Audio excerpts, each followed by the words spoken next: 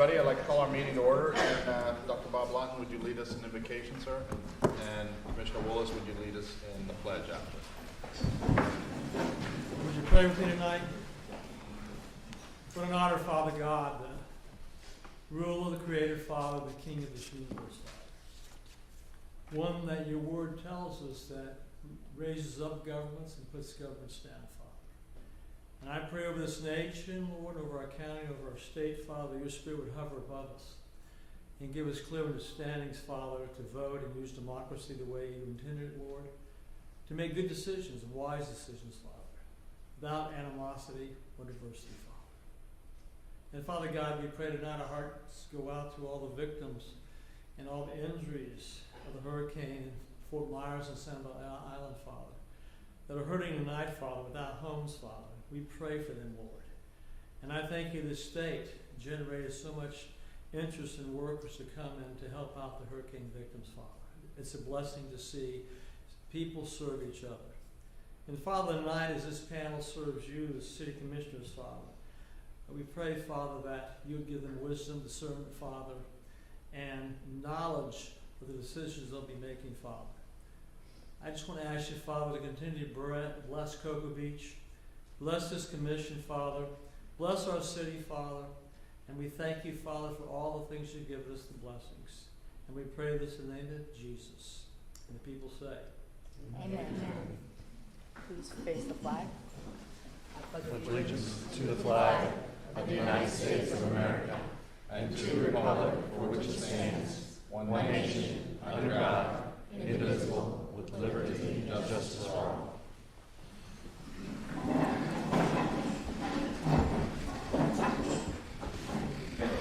All right, City Clerk, roll call, please. Commissioner Donaldson? Here. Commissioner Miller?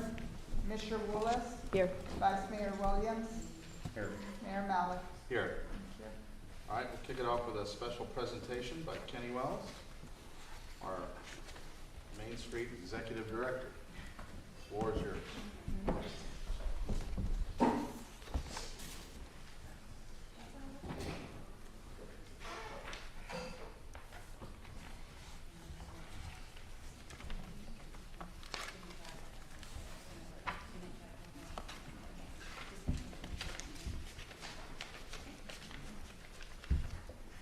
Good evening, everyone.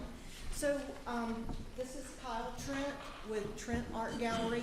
We partnered together to do the Space Coast Mural Festival in September, and we're just bringing it back to you to show you what happened, give you a good report on it. Since it was our first annual event like that, it was actually the first event ever held like that. So we feel really blessed that the Trents came alongside us. They actually brought it to Main Street to kind of get it going.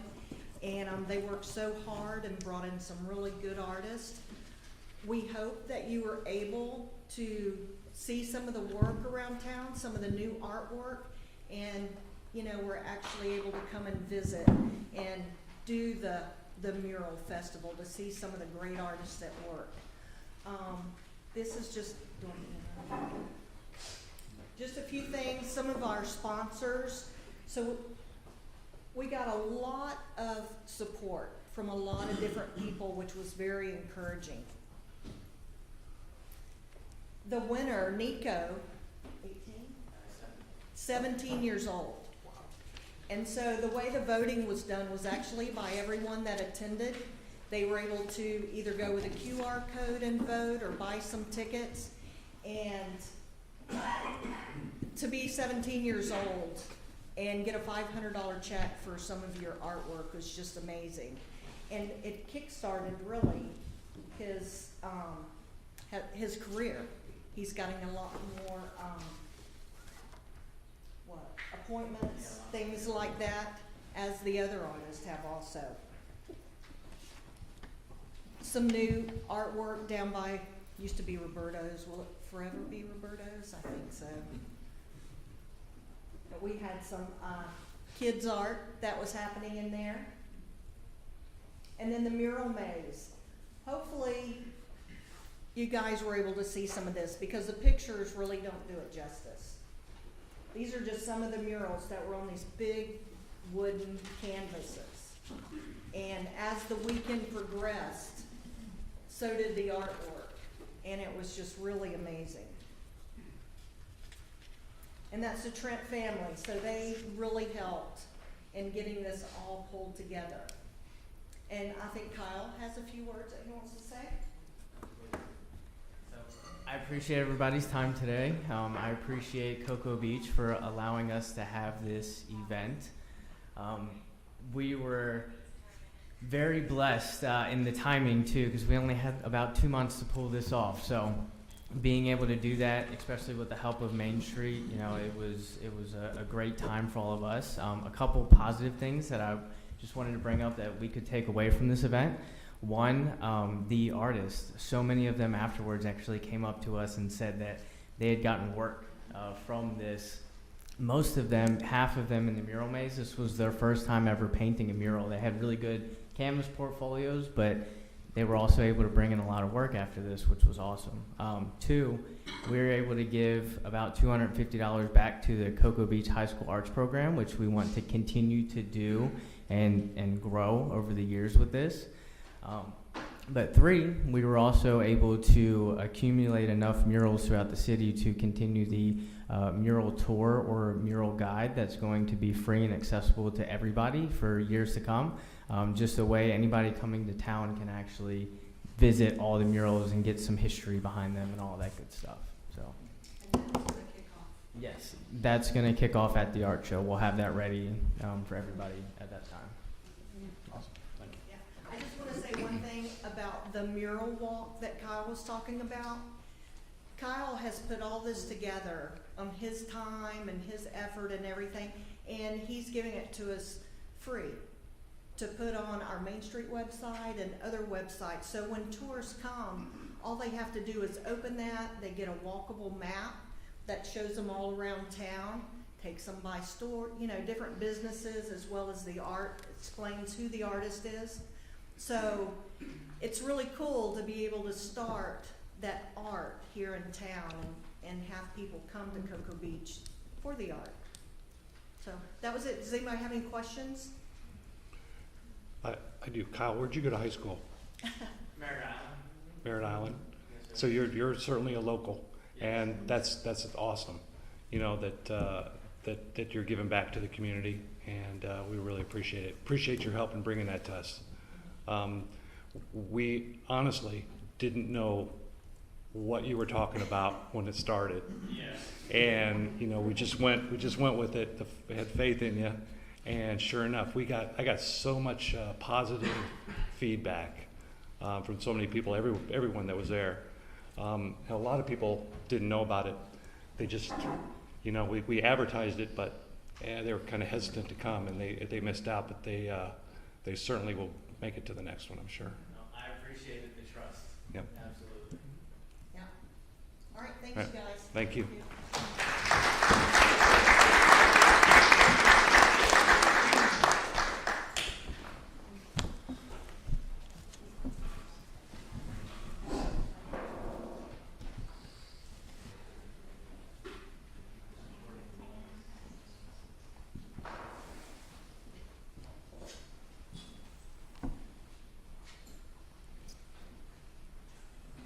All right. Need a motion to approve the agenda, please? I move to approve the agenda. Second. Motion and a second, all in favor? Aye. Aye. Motion carries. Public comment on any items not on the agenda. Mr. Goldberg? Mike Goldberg, 1510 South Atlantic Avenue. As I've been informed, this is probably your second to last meeting, and I did want to take the moment to thank you all for all your services to this town and volunteering your time. I know it's not easy dealing with people like me and everyone else, and we do appreciate it, and the city employees, we do appreciate all you do for us. So that being said, also, I know this town hall, green space, and parking garage are probably pretty inevitable, but I really hope that we have some strong consideration for city employee parking and city vehicles. I know we kind of have a problem with it now. I don't know if we planned well for it with the police station. I did see some bunch of city vehicles that are in the parking garage, so I hope that there is really a thought about this and it goes into the plans. Thank you. Thank you. comments on non-agenda items?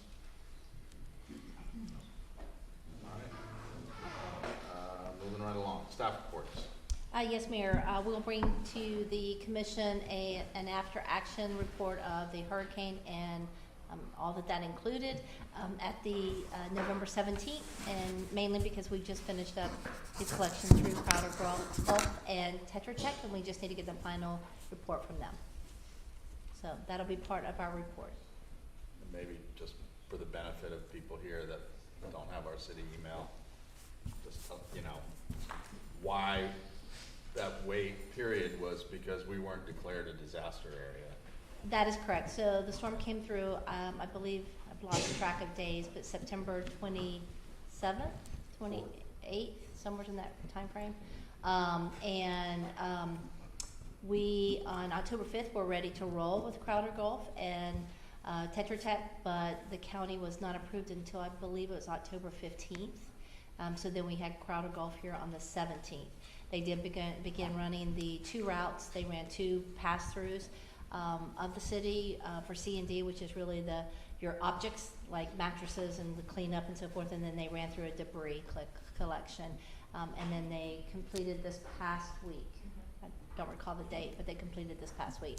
So they did pick up most everything. I'm sure we're going to find 1 or 2. I've had maybe 3 to 5 emails stating that their house was not collected. GIS shows by Tetra Tech, which they're required to prove to FEMA, that they went by those homes. So it's probably a timing. So we've reached out to Waste Management to help those residents out, and we'll have all that in our report. Thank you. City Attorney? Nothing tonight, Mayor. Commissioner Tumulty? Yeah, just a few things to continue on with the events that we're having here in Cocoa Beach. Last weekend we had Sip and Stroll, a Halloween event. It was very well attended and a VIP on top of the parking garage, which was a fantastic event. Our next event is going to be Friday Fest, which is, I believe, the 18th of November. And following that, we have the Turkey Trot, which is, of course, Thanksgiving Day, early morning.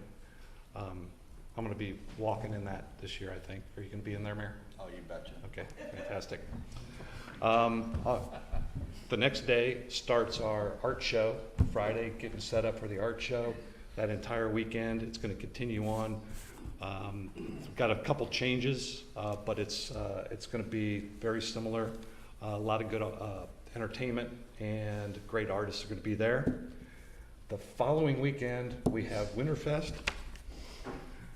which you've all been. How many of you have been to Winterfest with the snow in the city hall parking lot? That's a great event for the kids. Brings the community together, and then we're done. I think that then we're done with the volunteer events for the year. It's really exhausting, but it's well worthwhile. It's very fulfilling to be involved in it, and look forward to getting through that with everyone's help. And that's it. Thank you. Mr. Willis? I have nothing tonight. Great. Vice Mayor? Mr. Miller? No, the only thing I wanted to say was I appreciate the patience of our citizens after the storm. It was, after all, a storm. We did manage to pick everything up. Took us a long time to get the approval, but thank you for all being patient. I think in all, we were very fortunate. We did a good job. Thank you. Thank you. Yeah, just real brief. I mean, staff did a great job, and Robin, you did a fantastic job. We were ready to go. It wasn't that we weren't mobilized and ready. We just were very prudent with taxpayer money, and we would rather have FEMA reimburse us. Even if it takes them 3 years to give us the money back, we'll get it. That is correct. I think we just closed out Irma. I just saw something. Literally. That's not a joke. That's not a joke. That's why we have to have savings in our budget, which most of you, I don't see you coming to our budget meetings, so I just wanted to let that sink in. That being said, I mean, just on another front, we had interviews with 5 very competent contracting firms to look at designs, and I appreciate your comments, Mr. Goldberg. When we have to look at this thing, a project like this, 50, 60 years out.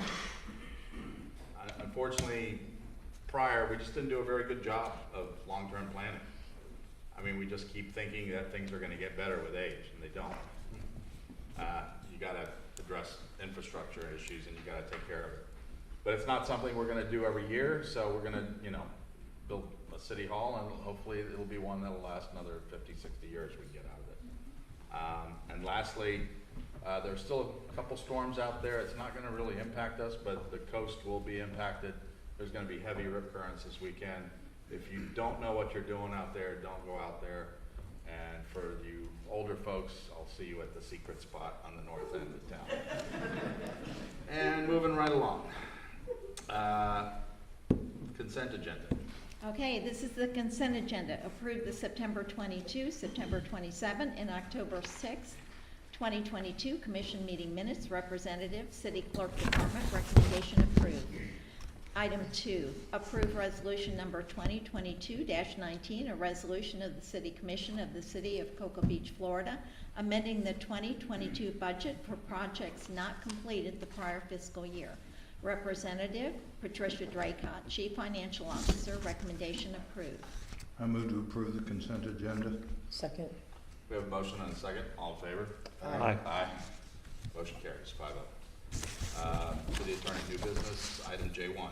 Yes, this is item J1. Discuss the downtown businesses and a business approach to a business incubation program. Representative, Carolyn Willis, Commissioner, recommendation discuss. This was, I kind of mentioned this, I got you, all you consent to kind of move a little bit forward on this last month or the month before, on a business incubation program for, more concentrating for our downtown Cocoa Beach. And this particular one is affiliated with UCF. And it's a program where UCF has like a database of proposals from startup businesses, and they try to match you up. Like, for instance, we as a city can go to them and try to get matched up with a certain startup business that through UCF goes through a process to see what would work best in the area that we want to, like ours would be downtown, and what would might go best downtown, and the whole thing is to stimulate economic growth in our downtown area for our purposes anyway. That's what we would ask them to do. Right now I'm just asking for discussion on it and see if you guys are interested and want to move even further on the process with it. And as we approach our strategic planning presentations in January and our budget season, I wanted to see if it was something that you guys wanted to move forward with, and city manager can continue on with it. There's I think 5 or 6 different programs that UCF does have that we can go through. There's an example in the packet of City of Orlando did, I think, there's 4 of them here. And UCF recommends, they recommend a certain business in the area we would suggest downtown, and they also recommend a budget that we would help that business. We would provide the money for that business to get started, and we can negotiate that with them if we can afford it or not, or if we want to put the money towards it. And the idea would be to pay their rent or different startup costs to start their business, and hopefully the idea is to stimulate a new business downtown and economic growth downtown. And you know how we have restaurants, we have all different kinds of businesses. Maybe this would be something different, and maybe we need more window fronts, storefronts, and that would be something we'd look for and probably tell UCF. And hopefully that starts something, and it'll be a good experiment, and see how we do. But also we can, city manager, so we could have presentations from the city of Orlando or Oviedo, and you've done it before too, right? And, Right. All right. So we can And- reach out to City of Orlando and bring them in just to show their success and their failures, because you have to learn from those. I think it's, at least a program, if you wish to look at it, we can see what programs or businesses might be, see a positive return in the downtown. And also we would have to work with the downtown owners of any open storefronts that otherwise not being utilized to see if we can work some kind of rent programs out with them. Again, there's all types of different types of assistance we would provide, but they would have to go through the qualifying process through UCF to even be a potential company. So they would have to have a business plan. Part of the business plan would have to give their financials or their planned financials. They'd have to apply through the state for all the filed information in reference to a new business, as well as BTRs with the city. So the UCF would walk them through that criteria or that information, and then they would present that back to us. And I've seen some programs as small as 10 to 20,000, some at 60,000. City of Orlando is just a very large program, but it's well established. But it's an opportunity if we wish to have any of the owners of the downtown storefronts wish to work with us to try to establish something. And I'm just asking you guys if you, if this is something that you'd want to move forward with, and as we approach the budget season, if it's something we want to put money towards and how much, and we don't need specifics today. I'm just asking. This is something you guys would be interested in, or if you have any more questions that we should ask UCF about or anything. I'm personally, I'm definitely supportive. It's all going to come down to the budget, of course. But we actually had some prior residents do this. If you recall, where the Fat Donkey and the Tiny Turtle is, that was Wayne Coombs' tiki carving studio. There's, like a lot of our downtown, it was what I, consider somewhat of an industrial type user. We still have some plumbing and AC stores on A1A, which I find a little odd. But it was the zoning, and we went through land development codes to make those changes. And actually, it was Craig Harriman was the first one to do it. He put in the Tiny Turtle and the Fat Donkey as a business incubator. He basically subsidized their rent so that they could, take off. And now look, they're two of the most successful businesses we have in our downtown. They bought the building, they fixed up the building, they put money into the building. It's a non-homestead property, so we know what that means, cha-ching. It certainly helps us, but it's improved, the walkability and the options for our residents to go dining. So yeah, I'm supportive. Downtown Melbourne's done this, Groundswell. I'd reach out to Jaren Eisenberg. She has established a similar program in downtown Melbourne. I think one of their persons were on Shark Tank. They invented that the dog thing that basically it's like a fetch thing for your dog that it's automated. So there's a kid that invented T-shirts out of recycled plastic. So there's some good ideas that come out of this. And I would be supportive, just obviously concerned about the dollar amount. So. Right, and we can talk about that more. Anybody else? I have the same thought process, Mayor. I think it's a great idea to go forward. The specifics of it, you're gonna, mesh those out, as you go forward with the next commission.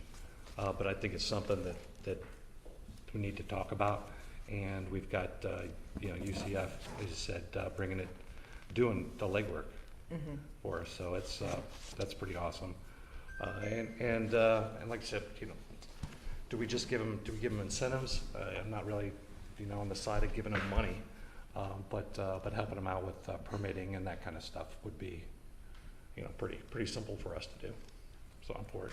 Well, at some point, our parking garage debt is going to be paid off.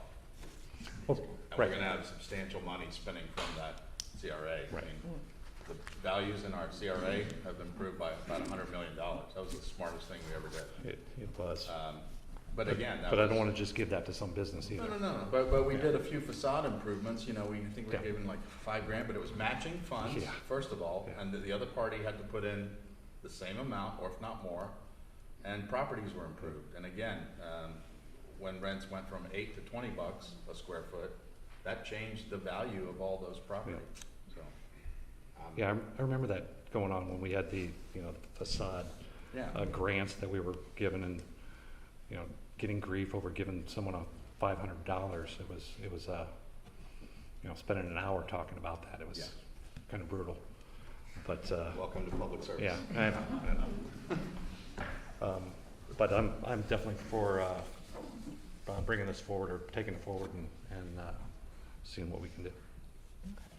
Mike, any feedback? I'm not familiar enough, but, I'll be interested in looking into the idea, certainly. Thank you. All right. Sounds good. Direction? Yep. So, Yes, is that I will, good? I will add it to the strategic planning, when we have that day. We'll bring in UCF and just give you a brief overview, and then we'll bring it forward during the budget process. Okay, Thank thank you. Thank you. City Attorney, item J2. All right, this is item J2.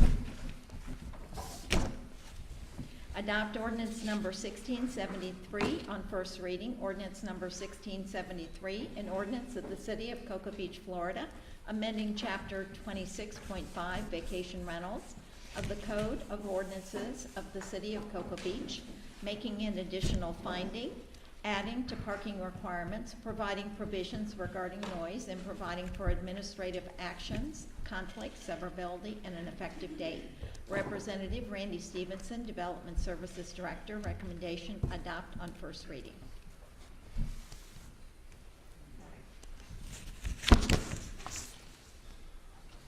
So Randy Stevenson's coming up to just give you a brief overview. We'll go through some of the details and some of the items that we've actually presented to you in the past few weeks. Sorry, Commissioner, I didn't know it was that far over here. I think I paid tolls on the way. I think I owe you lunch, Randy. Crushed us. Mr. Mayor, Commissioner, what's before you tonight in the form of an ordinance? If you'll recall, we've had several meetings on this, wherein we proffered regulatory language for our short-term rentals, and we went through, I believe, a work session and a couple of meetings. What you see before you tonight is the result of those directives given by this commission put in an ordinance form, which will be incorporating the language into our Code of Ordinances, chapters 26.5, which is our vacation rental ordinance. Specifically, I would draw your attention to pages 11 and 12, wherein most of the language relative to the noise and the parking are contained. If you recall, those were two of the more highly discussed items that we needed to add in there. I would also remind you of Resolution 2022-17, where we have already approved the registration fees and some of the fines associated with the regulation of short-term rentals. Other than that, I'd be happy to answer any questions you may have at this point. Rather than going over the whole thing, I'd like to limit it to specific questions, if that be the wishes of the commission. Just one, because it seems, well, we all got the same canned email, spam.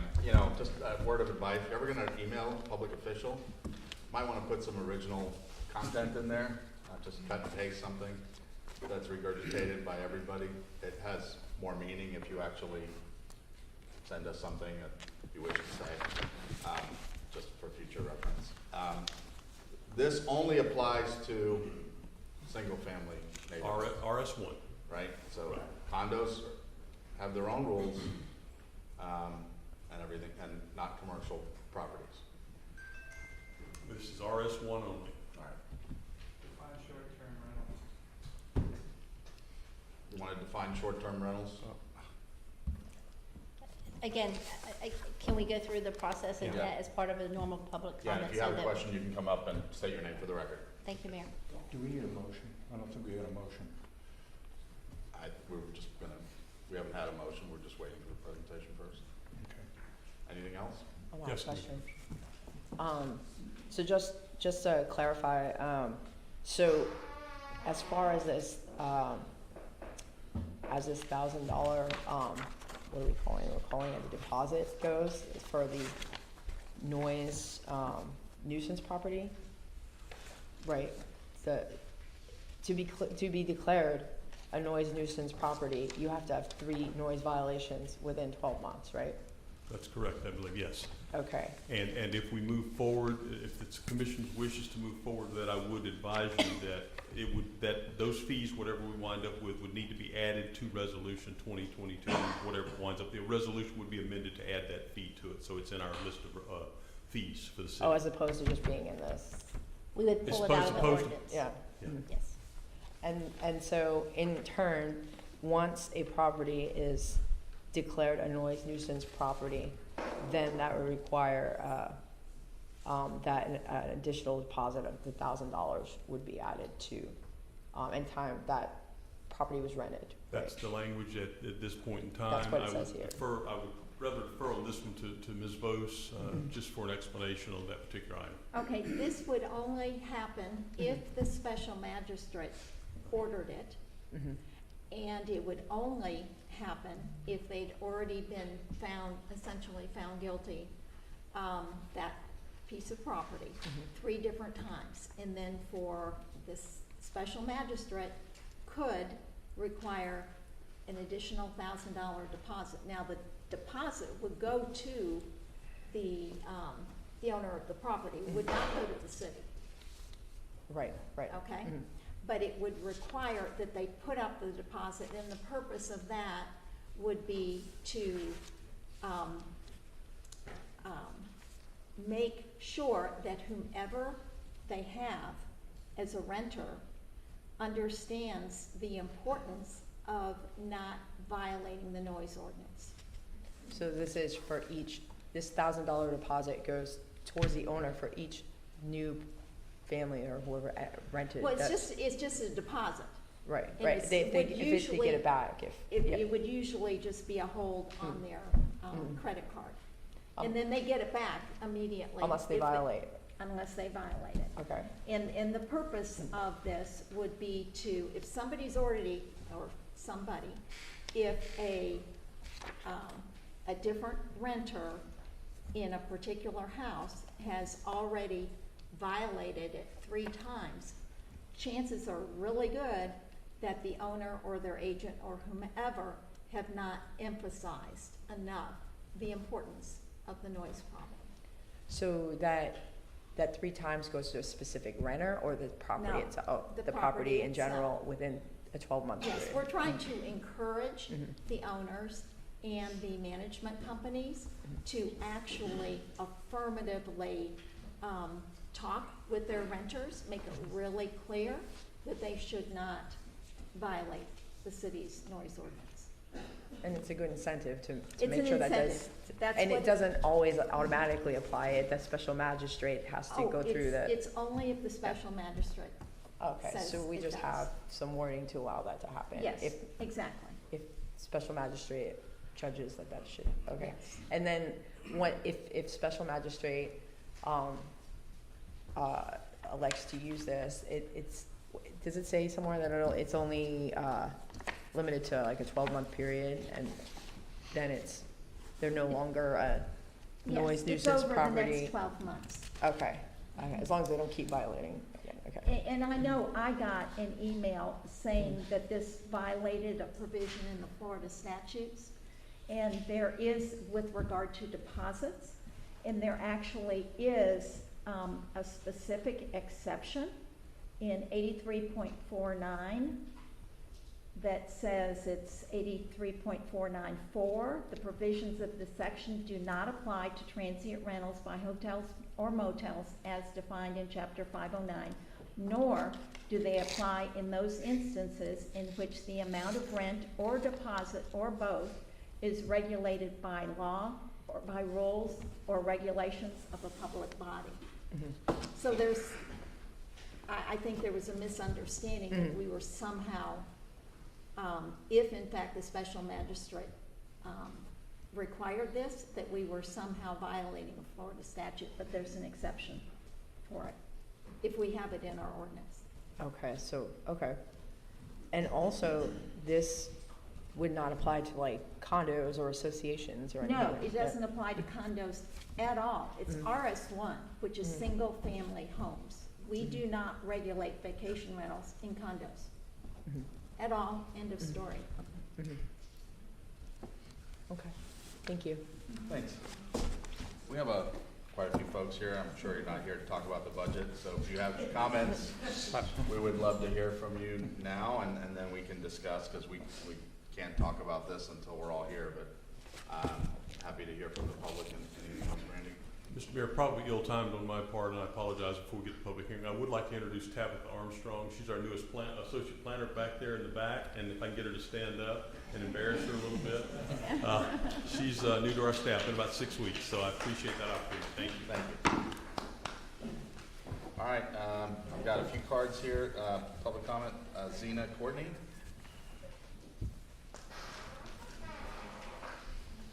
And please state your name and address. Hi, Zena Courtney, 182 St. Croix Avenue. I did email you, Mr. Mayor. Hopefully my comments were unique. I just wanted to represent short-term rental owners in the single-family home area.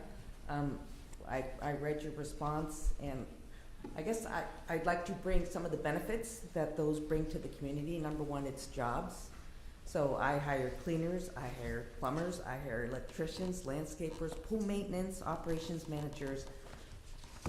I'd say 90% of my budget goes out to fees and hiring people. So we retired from Seattle, and I had a rental, and I had to move it here, and my intent was to retire here and take over the rental, and then another property came about, and so we bought another property. But I'm currently living in my rental, so it's really not a short-term rental. But you know, I had to buy it, I had to furnish it, and it was like right at COVID.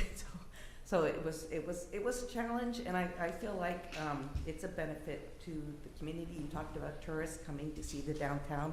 We offer clean, affordable, safe housing for these tourists that come to town. And I'm thinking part of the problem is education. So short-term rentals is new. A lot of the owners are not educated. I spent $20,000 to join a short-term rental education program so I would know what I was doing. There's all kinds of systems automated for owners to make it easy for owners to be responsible and responsive to their guests. And I guess I wanted to point out that they're guests, they're not tenants, and so I was told the laws that apply to law enforcement coming to enforce our laws is different than if they're a tenant versus a guest, because you mentioned in your email that it's basically in a hotel. So what happens when people are noisy in hotels?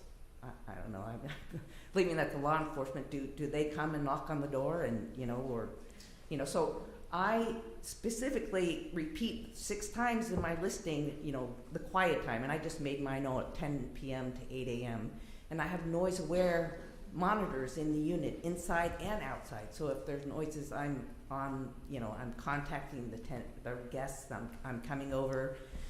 I'm thinking I've experienced more than 3 times a year that the guest doesn't get it, right? So I am reaffirming the quiet time. I'm enforcing the parking. I'm staying on top of my guests because it is a single-family residence area. And so I'm thinking that the fees and the penalties are a little strict or expensive comparing to some of our neighboring towns. And the impression is you don't want guests, you don't want tourists, you don't want people in the town. So thank you. Thank you very much. Michael Goldberg. Pardon? I already made the comment. Got it. Tara Bess. It's Tara Bess, 435 North Shore Drive, and I've written it out, so forgive the lack of eye contact here. So my grandparents built a home here in Cocoa Beach in the 60s where they raised their kids and held many family gatherings over the decades. It was the wish of both of them that this home remains in the family. My mother, who lives an hour away and is here frequently, currently owns this home, but with the cost of maintaining a second home in a beachside community, we decided to operate this as an Airbnb until she can retire. We've had wonderful guests, some of whom have special needs, where our home has been able to accommodate them in ways that other housing options here cannot. An efficient business model, excellent relationships with code and law enforcement, and brought tourism and revenue to the Cocoa Beach area. We have many repeat guests who provide a long list of recommendations of local businesses, Tiny Turtle and the Fat Donkey included, and we've never had a code violation or citation of any kind. In fact, thanks to our due diligence, many of what's being proposed in this ordinance is already being enforced, including deposits. In regard to page 3, number 8, the entire paragraph of this ordinance is, in our opinion, full of opinion and not solid fact. It's including words like neighbors typically work things out and generally have limited parties and much more likely to have loud gatherings. How can you include guesswork and hearsay in a law especially when hearsay isn't recognized in a court of law? We see plenty of loud get-togethers from permanent residents, and likewise have seen neighbors typically not work things out on their own. Page 11, the definition of clearly audible should include stipulations in clear language on how it will be determined that is a factual complaint, such as police going to the complainant's home and testing with the sound wave measurement device. If there was a particularly unfriendly neighborhood with a grudge right next door, a citation should not be issued on their word alone.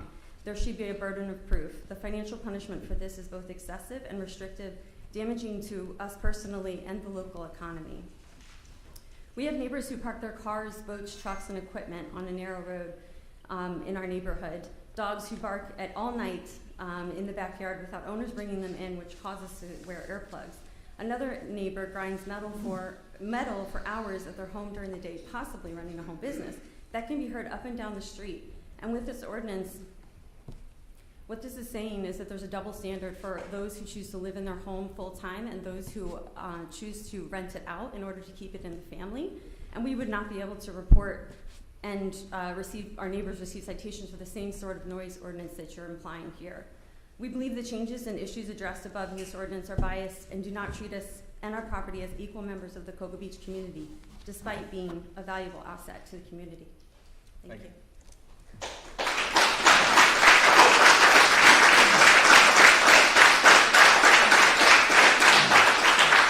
Teresa Johns?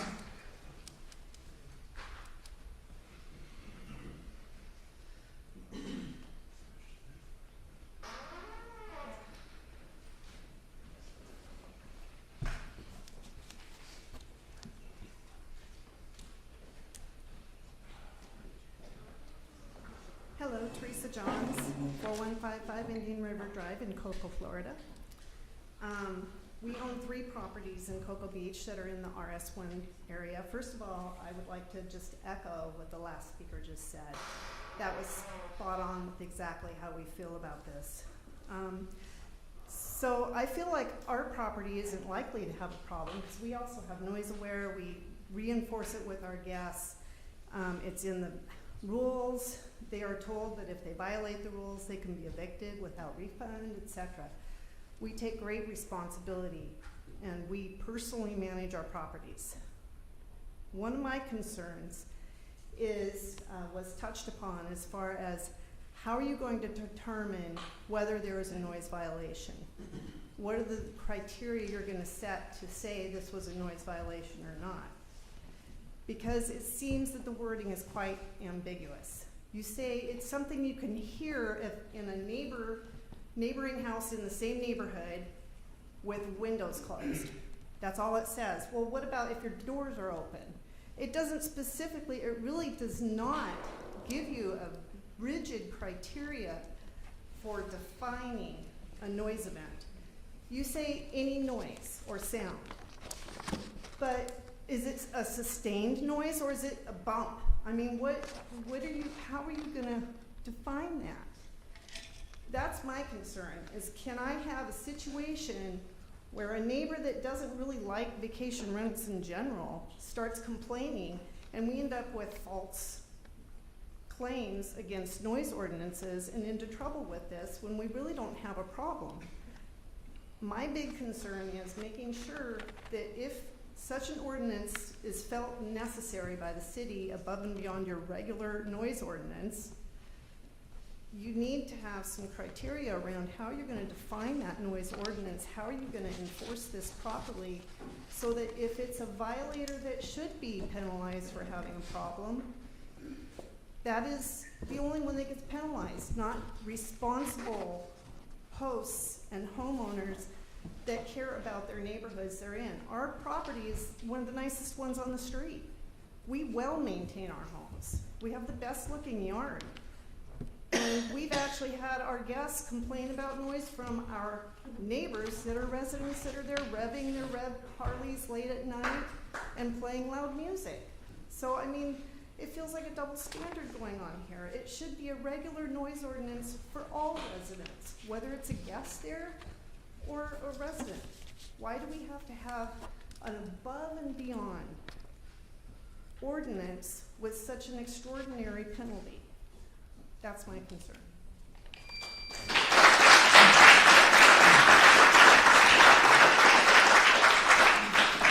Any other public comments? You can come up and state your name for the record and address, please.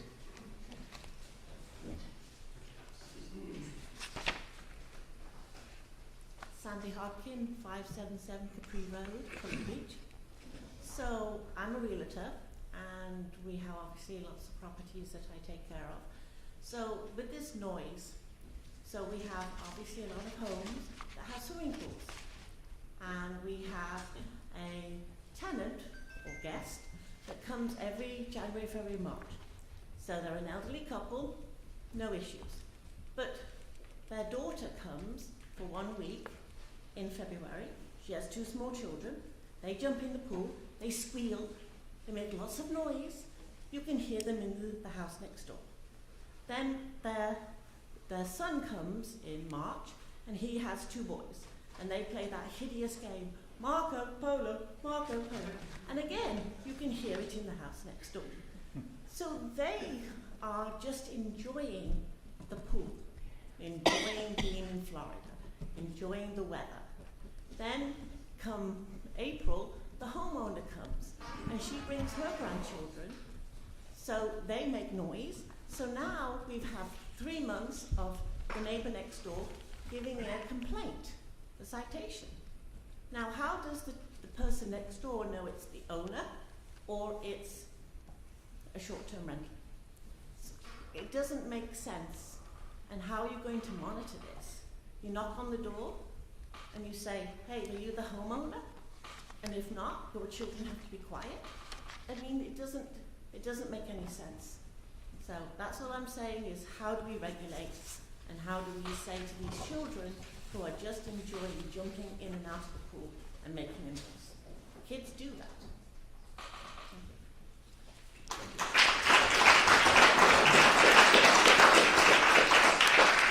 Any other public comments?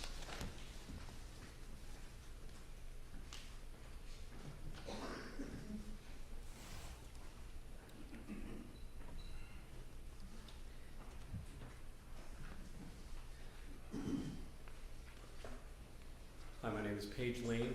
We own property at 113 Oak Street in Cocoa Beach. We are recent investors in the Cocoa Beach area. We live just down the street, but my wife and I love Cocoa Beach, always have. When choosing where to invest some money to make to get a rental property, we strategically chose Cocoa Beach, partially because of the investment opportunities here with short-term rentals and the rules that were currently in place, and partly because our daughters love the donkey. They just live for ice cream and eating here. Our place is within walking distance of downtown. We're newer owners. We don't really want any type of special treatment because we've brought a large amount of money in to beautify our corner of that neighborhood. The only thing that we would ask is, as property owners, that we get the same treatment as other property owners in the area. If there are fines to be levied, you guys can decide what they should be, as long as they're evenly distributed amongst all property owners. If my 5-year-old has a birthday party in my backyard at my property, and it is a vacation rental, I would like the person next door, for their 5-year-old, to be able to have a birthday party on their property. If the volume of either party goes up above levels, we're having it on the same day, I don't want my property to be the one that gets fined when we're doing exactly the same thing. So I appreciate the opportunity to talk to you. Thank you. Thank you.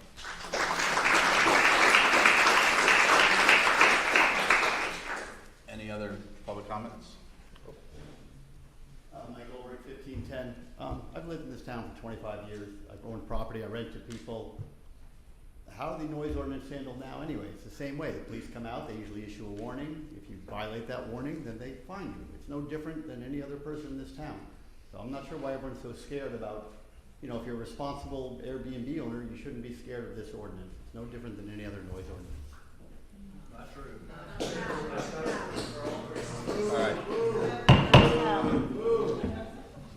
We're going to have order and decorum here, folks. I know it's crazy, but we're going to have order.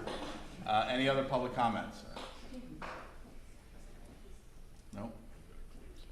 All right, I'm going to close public comment. I'll kick it off. We chose Cocoa Beach to come up here to get away from crowds and noise. If you know me, I hate crowds.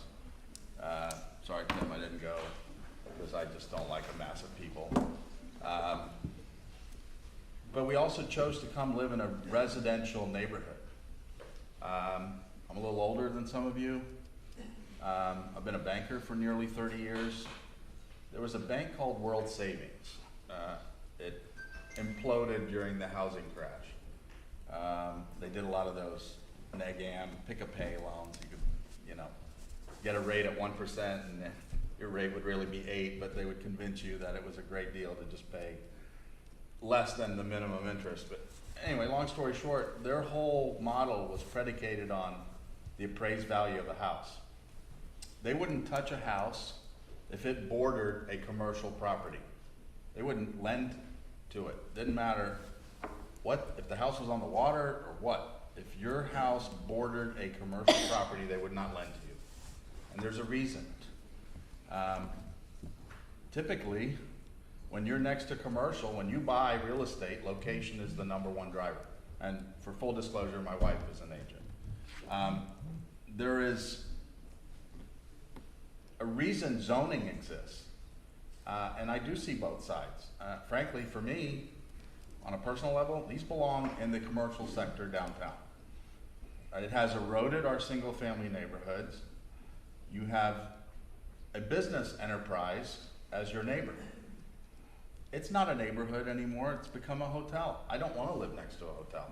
I mean, it's to the point where we're thinking about selling our house. I'm pretty over it. And most of our residents are as well. Most of the emails we got, you guys are not residents. You guys are XYZ LLC. Your homestead's in Melbourne, Pennsylvania, somewhere else. Cape Canaveral doesn't allow this. Satellite Beach doesn't allow this. We didn't have an ordinance on our books in 2011, and we only had zoning because we thought zoning was enough. We didn't allow short-term rentals in single-family neighborhoods, and there's a reason. Because people want to come home and enjoy their home.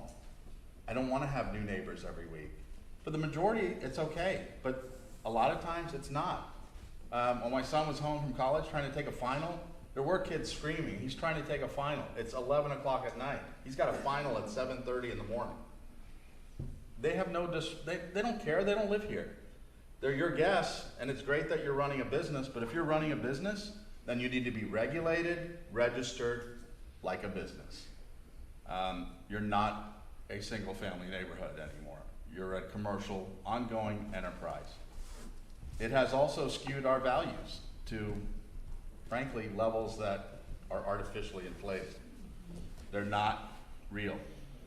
Somebody's not going to rent a house for $300 a night when you can go anywhere else and rent a house for $2,500 of the same value. You've raised the capitalization rate of that house, which is why it's selling at a ridiculous multiple. When you're advertising, you generate $80,000 in net operating income. That's a pretty hefty business you're running. That's not a house. So I think if you're a good operator, you're not going to have any issues. But if you're that person that just doesn't care and your guests just go hog wild and you know, the neighbors, there's no recourse. So this is the only way we're gonna have some recourse. Again, you can go to Cape Canaveral and Satellite Beach, they don't have this problem. Why? Because they had an ordinance on their books. So, again, that's my thought on it, and you guys are welcome to chime in.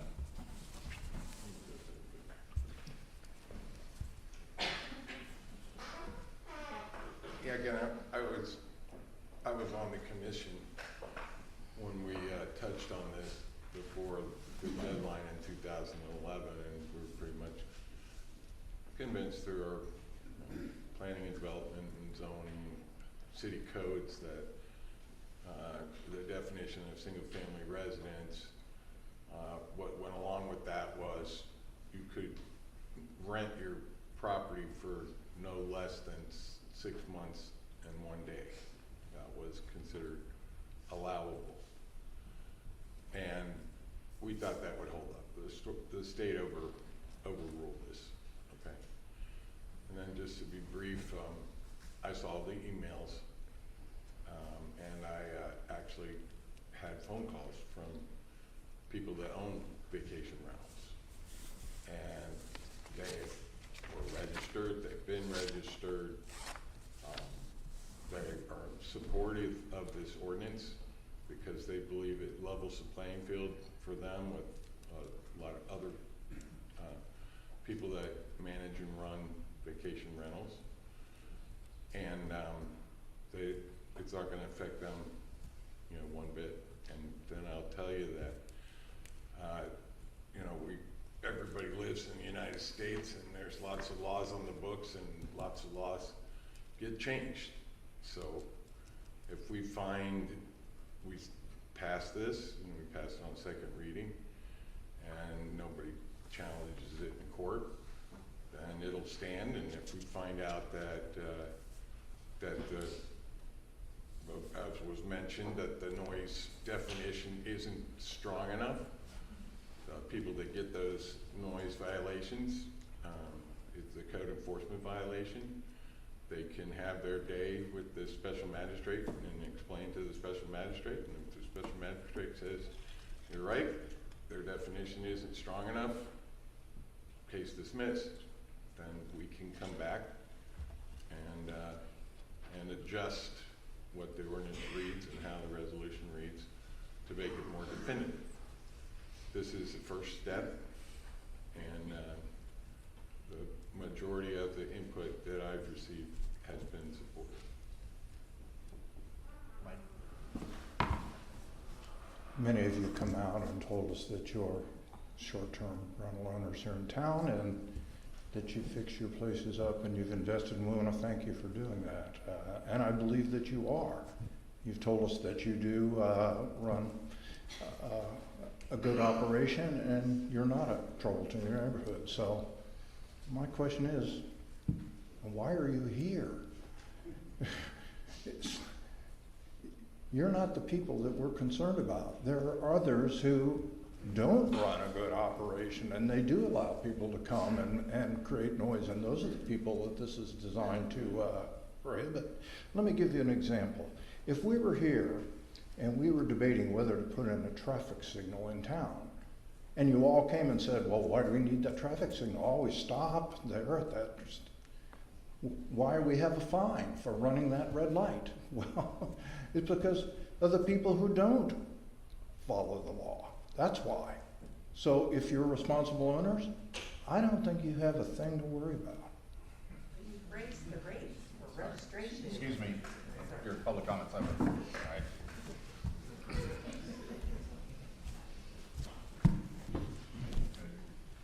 I had a question first for the city attorney, and then I had a statement. Yes. So, in a regular, just regular single-family homes, if there's a disturbance or a lot of noise, what's the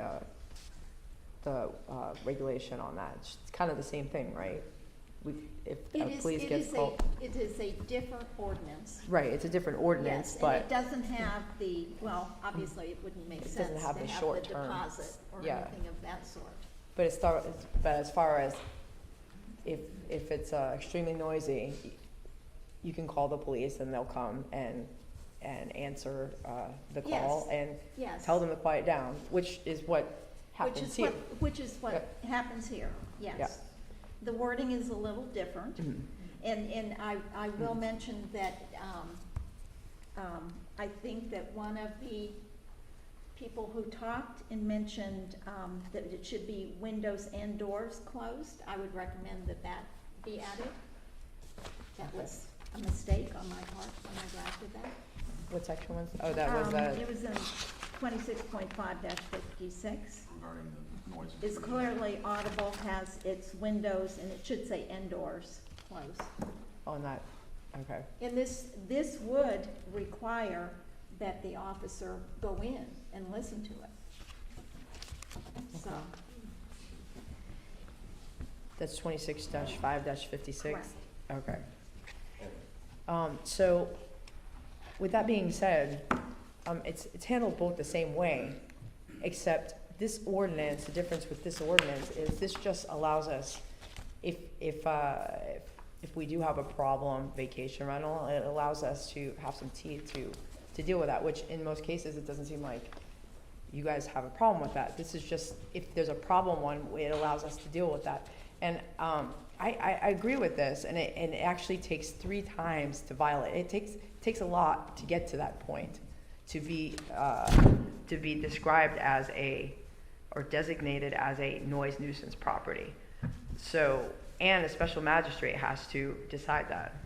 So this just gives us some teeth to deal with the problem, vacation rentals, which in most cases I don't see. I have one right next to me, and they're fine. I don't have a problem with it. In fact, I am actually, I support short-term vacation rentals. I think you should be able to do what you want with your property, but I really think because of the problem, once we need this ordinance to regulate that, so we have some control over some things, to keep the peace for the residents or their vacation rentals next to them. We can't do away with vacation rentals, that's the state law. So I do support this. I don't think it's out of line. Being supportive of vacation rentals, I really don't. I think this is a help for us and help for everybody. And then we can go in and add the windows and doors yes. part to it when we make the motion. Right. Okay. That's all I got. Tim? Yeah, got a couple things. One of the problems here, we've had back a few years ago, we had some folks come up and say, hey, I don't want to hear kids screaming and people having fun in Cocoa Beach. We don't want that. You know, no fun in Cocoa Beach. That's not what this is about at all. If your kids are having fun in the pool, that's the best thing ever. That's what it's all about. That's what Cocoa Beach is all about. This ordinance, noise ordinance, has nothing to do with that whatsoever. I don't know where anyone's ever been called on a party other than let's have a bunch of speakers and the music's so loud you can't hear yourself think, something like that. But kids having fun, anybody laughing and enjoying themselves, kids screaming, that's awesome. But this, I'm kind of torn with this in this whole situation because Cocoa Beach is, it's about the residents here. We have a school here. We'd like to keep our kids here in the school. Potentially we could lose every property in Cocoa Beach and it could go short term. It could. That being said, it's your property and you can do what you want with it. So that's where we are. Requiring to make a deposit, to me, doesn't make any sense. If an owner of a property has 3 noise violations and it goes to the magistrate and they're told that it's going to cost them $1,000, then they know they're going to be fined $1,000. They shouldn't be required to have a renter put $1,000 deposit on a noise ordinance that the owner of the property is responsible for. That's my take on it. We do have a noise ordinance in the city, And that should be regulated, whether they're residents or they're short-term rentals or whatever. That should be the same across the board. That's my take on that. Could you repeat? I can, thank you. It should be the same, the noise ordinance and the penalties for it should be the same across the board, whether it's a short-term rental or it's a resident. I have a resident that makes a lot of noise at night right next to me. He's not short-term, he's lived there forever. All I did, I got new windows. And now I can't hear him anymore, so it worked out well.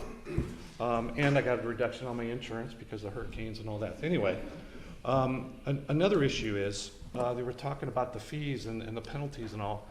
Well, it's a business. You have this property and you've decided to make a business. Well, there are fees involved because we want we charge permitting fees.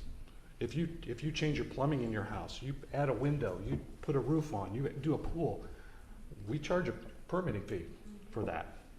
Well, we also need a fee for those that have short-term rentals because we don't know what's happening in that house. We don't know, we want to make sure that everyone's safe. We've got somebody coming in from out of state. There may be fire hazards. I don't know. We have to keep that the same. It's basically a hotel. And hotels have restrictions and rules that they have to follow to keep their residents safe. And that's what we want to do, is keep our residents safe. We want to keep folks that come here on vacation to have a good time, to be safe. And so those fees are, in my opinion, very practical. They're not, we're not overcharging. We're not making any money on it. Matter of fact, the fees we're not allowed to make money on it. It's a state regulation that we cannot make money on it. So, that being said, I like the fee structure other than the noise. If we can change that, that's my opinion on it. It seems like that's the biggest issue here anyway, is that noise ordinance that no one can really evaluate or define. Although I believe our chief spoke about it at a previous meeting where, or it might have been Wes, I'm not sure who was up there and spoke about what happens if there's a noise, if someone calls in a noise violation for a neighbor. If someone just calls in a noise violation, that doesn't mean, oh, you're getting a citation. That's number one. Somebody calls in a week later, that's number two. No, police have to go out, or official has to go out. They have to determine that, oh, there's something going on here. It's pretty loud. And if they can hear it at a certain distance, they can tell if it's a noise ordinance. I can assure you, though, if they walk up to the door and those folks turn that music down, there's not going to be any violation. It's just going to be, thank you very much. Thank you for turning it down. We had a call, and we're all good. Now, if they continue and turn the volume back up, then they got to be called back out again. Then that might be strike number one. That's basically how it works. So, but that being said, $1,000 is probably more than what our regular violation is for any resident. So, I think it should be the same across the board. So that's all I have to say about it. $1,000 per guest. Excuse me. No, that's not it. Comments open. Fine. Over. Just last item. Yeah, people have property rights, but zoning rights also exist for a reason. I can't run a bar out of my house. Go to Costco and buy a boatload of beer and sell beer, $2 a can, or $4 probably now, given our inflation concerns. I can't have a welding shop in my car. I can't have an oil change, an automobile repair shop out of my house. There's a reason for that. Again, you're operating a bed and breakfast, basically. You're operating a hotel. It's not a house anymore. It's not a neighborhood. It's a commercial business. So there has to be some additional regulations to make sure. And if you're, again, exactly what Commissioner Miller said, if you're a good operator that's hands-on, you're not going to have any issues. But we have, last I checked, it was almost 1,000, and we have maybe 10% are registered. So, you know, we're gonna go after those that aren't registered. You're gonna get fined and you're gonna lose your homestead. So that's gonna be a big negative. Mayor, I'd like to call the question. Okay, Second. we have, and I need a motion. You just said he called the question. We don't have a Second. motion to call. So we got it, now you can make the motion. I need somebody to make the motion. I'll move that we approve ordinance, what was it, 1793? And add the doors, 1763. and add the doors to the windows closed. Right. The language Is that that, part of the motion? Yep. So moved. Ordinance numbers 1673, correct? We have a second? No, 1673. Yeah, Thank you. Thank you. And we have a second? I'll second. We have a motion and a second. All in favor? Nay. I said I. Motion carries 4-1. Thank you. Mr. Mayor, if I might, just for clarification purposes, since we have a lot of people here tonight, this is a first reading before the city commission. This ordinance, staff will take it back. We have to take it to the planning board in, I think it's December 5th, and it will make it back to the city commission for second reading and adoption, probably in January. Okay. Any other public comments on items not on the agenda? Hearing none, meeting adjourned.